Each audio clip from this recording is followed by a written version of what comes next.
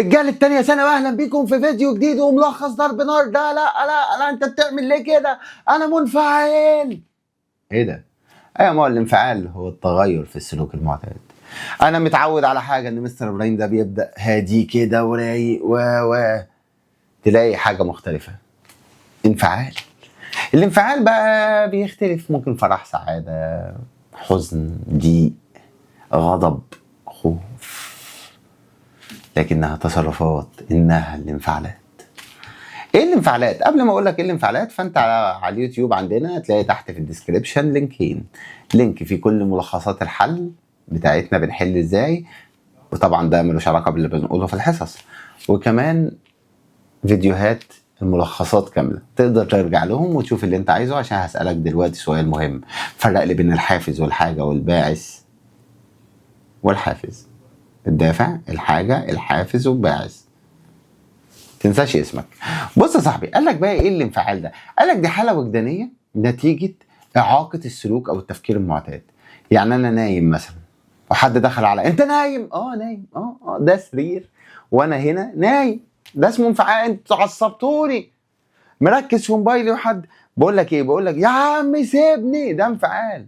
ليه بقى؟ عشان هو غير لي التصرف اللي انا متعود عليه. حتى لو انا متعود على حاجه صوتها عالي يحصل انفعال. يعني تخيل معايا ان انت في فرح كده وعمال تتكلم مع اللي جنبك وتقول له بقول لك ايه، احنا بعد الفرح هنروح، وفجاه السماعات تسكت. يا دي الفضيحه، يا دي المنظر. وانت بتكمل كلامك كده، مش هقول بقى انت كنت بتقول ايه، بس المهم ان الانفعالات دي ليها 3 جوانب رئيسيه بتتثبت معاها وبترتبط معاها. جانب فسيولوجي داخلي، دي التغيرات اللي بتبقى جوه جسمنا، زي سرعه ضربات القلب. يعني انت تبقى قاعد الكراش تعدي تبص عليها كده تلاقي نفسك بوم بوم بوم بوم بوم بوم.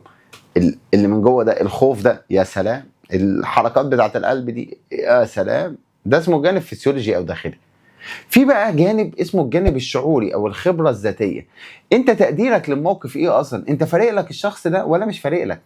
لو مهتم هيحصل جانب فسيولوجي وبالتالي جانب ظاهري.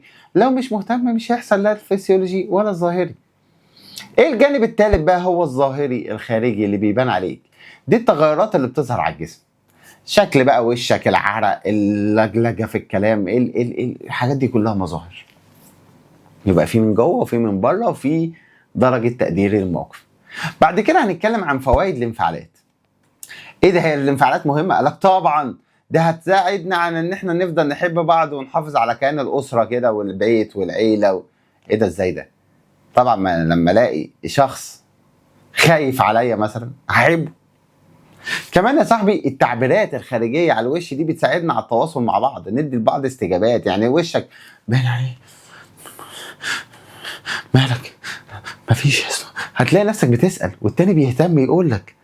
واحد قاعد فايه مال حزين باين عليه، واحد بقى قاعد اهلا ايه سعيد بيبان، فانت هتروح تديله الشكل اللي هو مستنيه منك في العلاقه دي في اللحظه دي. ما تروحش الواحد وتغتت عليه وهو سعيد مثلا وتقول له اخبار وحشه. زي الستات كده لما بتروح للرجاله وهم بياكلوا، يبقى قاعد بياكل كده ومبسوط، بقول لك ايه، ما مش وقت بقول لك ايه ده. الحاجه الثانيه بقى بيقول لك كمان انه بيعد قوه دافعه لتنظيم تصرفاتنا. يعني مثلا ساعات اخاف فجري، اجري اهرب، ده يحافظ على حياتي، لان الانفعالات بتدينا الطاقه، الادرينالين، الطاقه اللي هكمل بيها. طب حلو الانفعال ده، طب احكم عليه ازاي بقى؟ من اسمه؟ يعني هل الفرح حاجه حلوه؟ قال لك لا، مش من اسمه. امال هنحكم ازاي؟ قال لك من نتيجته. يعني ايه؟ قال لك ممكن تبقى فرحان في واحد انت شمتان فيه فبالتالي الفرح مش حلو. الخوف حاجه وحشه، لا انت خفت فجريت من تعبان مثلا وبقيت عايش ما متش، يبقى بالتالي احنا هنحكم بالنتيجه. حلو ده. تعال بقى نتكلم عن النضج الانفعالي. بس قبل ما اروح للنضج الانفعالي هسألك سؤال مهم جدا. لو تكتب لي في الكومنتات كده ازاي افرق بين المجالات التطبيقيه لعلم النفس. يا سلام، تبقى برنس. وبالمره يا صاحبي اكتب لي فروع علم الاجتماع افرق بينهم ازاي. هو سؤال طويل بس انت هتدوي دول. تعال بقى نتكلم عن النضج الانفعالي. قال لك والله الشخص الناضج ده في سمات اساسيه كده بتخليه مختلف. ان مبدئيا العواطف ما بتسيطرش عليه، ما بيبقاش عنده ميول معينه، راجل رايق، مش اي حاجه تافهه تحركه، ايه راسي كده، عيل كاريزما. وبالنسبه الكاريزما هنعمل لكم حلقه طرش في المطبخ النفسي عن الموضوع ده، انتظروه. كمان يا صاحبي هيقول لك التعبير عن الانفعالات بصوره متزنه. ما بقول لك راجل كاريزما كده عادي، برنس. كمان يا صاحبي بيتحمل الحرمان ويأجل اللذة لوقتها. يعني تبقى قاعد كده شايف كوباية المانجا اللي هي فاهم محطوطة على الترابيزة كده وانت في رمضان هتموت وتشربها، بس انا صايم، فامسك نفسي لحد ما الأذان يأذن. جه الضيوف قاعدين انت فاهم الجاتوه محطوط كده وانت عايز تمسك جاتوهايه، بس لما يمشوا فاللحظات دي بتأجل لحد وقتها. يقول لك ولا ان الحلال اجمل سانتظر، ولا ايه الله.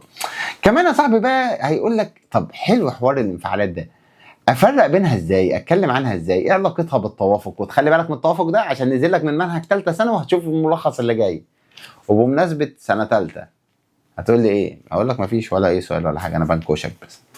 تعالى بقى يا صاحبي واقول لك حاجه، فرق لي بين مناهج علم النفس تحت في الكومنتات. وبدل ما فرقت مناهج علم النفس فرق بين مناهج علم الاجتماع. انا عارف انه سؤال طويل بس معلش انت قد ودود. تعالى بقى نتكلم عن الانفعال من جنبين، جانب معتدل ايجابي وجانب حاد عنيف سلبي مش حلو. ايه الجانب الايجابي؟ قال لك يا ده بيزيد خيالك بقى وينشطك كده وتلاقي سكر حلوه الدنيا، سكر مندمج جدا، حضرتك مبسوط، بتتفاعل مع اللي حواليك، افكارك بتطلع بسلاسه مش باربعه. افيه سخيف افيهات مدرسين جدا زي شبه فيديوهات الحل كده، حاجه صعبه مش قادر. بس لما تكون حاجه بقى الانفعال جميل مناسب معتدل لذيذ، تلاقي نفسك جميل كده، دماغك حاضره، بتفكر، بتعمل، مبسوط يا اخي. اما الانفعالات السلبيه اجرك الله بتوقف لك دماغك، يقول لك بتعمل تشوه ادراك، تلاقي نفسك مش فاهم، مش فاهم حاجه. ازاي مش فاهم حاجه تتقال لك تفهم حاجه ثانيه، اصل بكرهك يا. كمان بتخلي ما عندكش قدره على التذكر، الامتحان شغال فانت مش ايه، يا لهوي انا خايف انا هسقط، يخرب بيتك ما انت كده هتسقط. كمان بتخليك تتجه لسلوك غير مهذب، غالبا بتبقى قليل الادب، بتتكلم باسلوب فج كده وزباله. وكمان بتبقى فريسه للاستهواء، الشائعات ان حد يقول لك حاجه فتمشي وراها وتسمع له، ده فلان غلط فيا، ده انا هروح افرج عليه الناس. مالك يا عم، اهدى يا عم، اهدى مالك. واي حد يقول لك حاجه تسرح كده، ما تبقاش زي الخروف بتسرح. اخر حاجه بقى هي الجمود الفكري، يعني دماغك تقف، تعصب، دماغك تقفل، ما تعرفش تستوعب حاجه جديده.